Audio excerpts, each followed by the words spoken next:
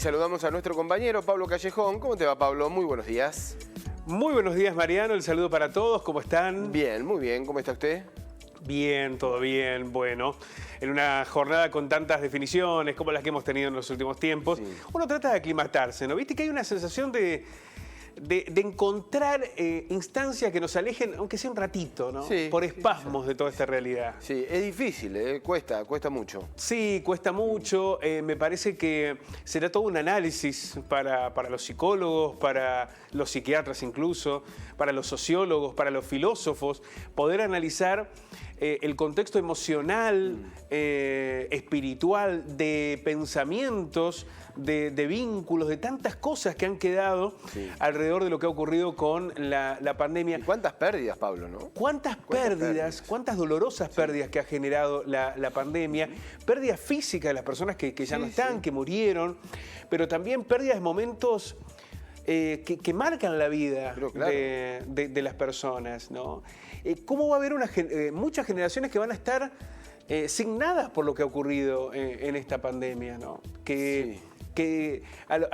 A quienes la vida les ha cambiado sustancialmente. Y desde lo que parecía hasta minúsculo, sí, o un evento importante, obviamente, pero que obviamente en comparación de la vida no tiene esa importancia, pero sí en el transcurrir, en el desarrollo de las personas y de las generaciones, ¿no? Bueno, pensar el viaje de egresados, el egreso, el cumpleaños, bueno, las distintas situaciones que se van marcando y que han estado absolutamente cambiadas por esta pandemia.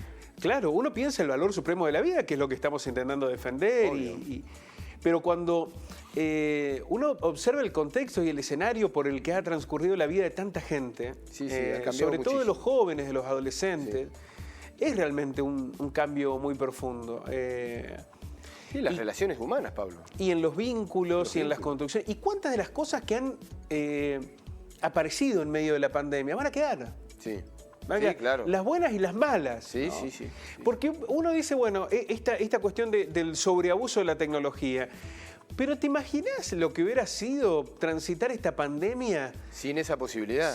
Claro, sin internet, tremendo. Sin un celular. Sí. Lo que hubiese significado poder generar un vínculo con el otro, poder verlo. Desde lo afectivo, esa generación de vínculos, y hasta desde lo comercial.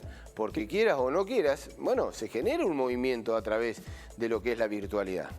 Bueno, están desapareciendo muchas cadenas de electrodomésticos, pero no desaparecen como empresa, desaparecen desde el aspecto físico. Claro, y han implementado mucho el negocio virtual.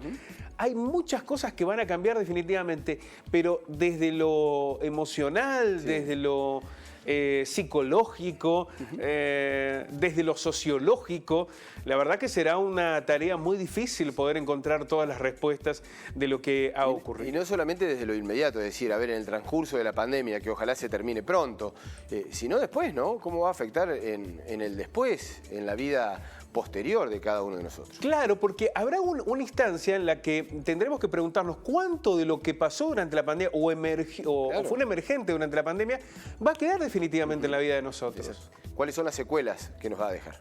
Efectivamente, pero bueno, más allá de este análisis que seguramente llevará todavía mucho tiempo porque estamos en el medio de un transcurrir de esta pandemia, hoy se cumplen 6 años de lo que fue quizás uno de los movimientos revolucionarios más importantes en la Argentina, que fue el inicio del Ni Una Menos. La visibilización fuerte a través de un grito unánime de lo que estaba ocurriendo con el patriarcado, el machismo y la violencia hacia la mujer. Es verdad que cuando uno analiza las estadísticas, quedan demasiadas cuentas pendientes, hay aspectos que no han mejorado. Sí ha habido algunos cambios sustanciales y muy profundos en esa lucha, se han logrado conquistas que las mujeres venían reclamando desde hace muchos años, desde el aborto legal hasta la creación de un ministerio de género, políticas que han incorporado la contención de la mujer embarazada, derechos que van advirtiéndose en aspectos laborales, en la incorporación de la mujer a la política, a la dirigencia social, a los ámbitos de decisión, pero queda muchísimo por hacer y sobre todo por modificar en las conductas que están relacionadas con lo cultural, pero también en el propio rol del Estado. Hoy será una jornada fundamentalmente de recuerdos, pero sobre todo de lucha. Y también en pandemia, ¿no? Y también en pandemia, ahí se han agravado. Sería obviamente un escenario absolutamente distinto y las calles estarían hablando de este momento. Así es. Pero vamos a ver en detalles, en dos informes, el de Mumala y el de la Corte Suprema de Justicia, la realidad a 6 años del inicio del Ni Una Menos.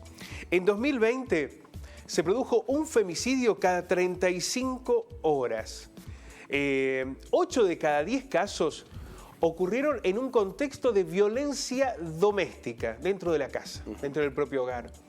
Y 8 de cada 10 víctimas tenían un vínculo previo con su asesino. Y ya vamos a explicar en detalle de qué se trata esto.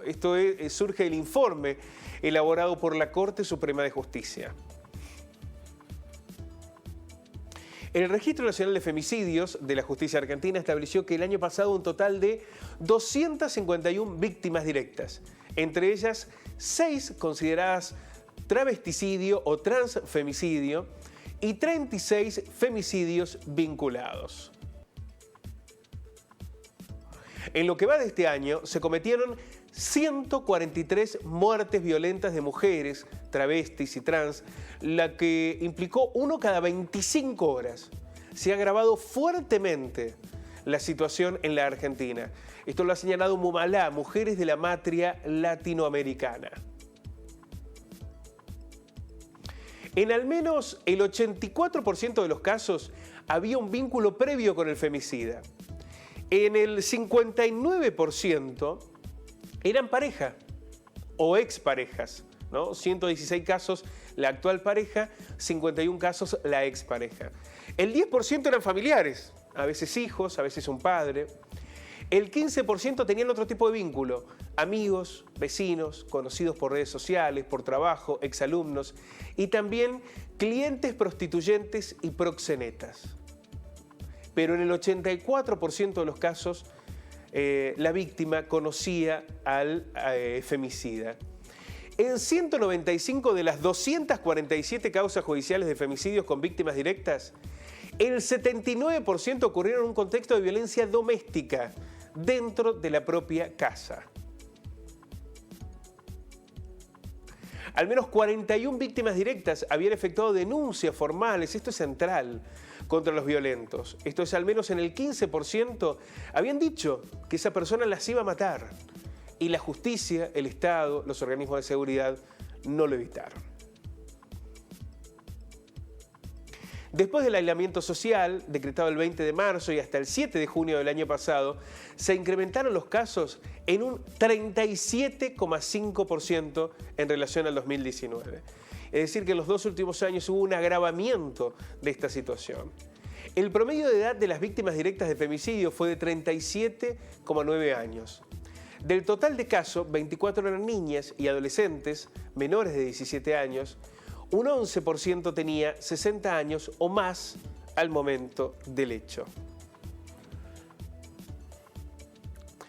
Una radiografía que permite revelar rápidamente, Mariano, lo mucho que queda por hacer. Sí. La enorme deuda pendiente que tenemos los hombres, la sociedad y el Estado hacia ese reclamo para poner fin a un patriarcado que mata a las mujeres, que las violenta, que las somete, que les impide crecer, desarrollarse, ocupar espacios de poder y que nos ha llevado a esta sociedad que tanto cuestionamos hoy. Sin dudas, ¿no? Que se ha hecho un gran recorrido en estos años, pero que falta todavía muchísimo y hay que tenerlo vigente, ¿no? Porque estos números los marcan por sí solos. Pablo, muchas gracias. A ustedes nos encontramos mañana. Hasta luego. Chau, chau.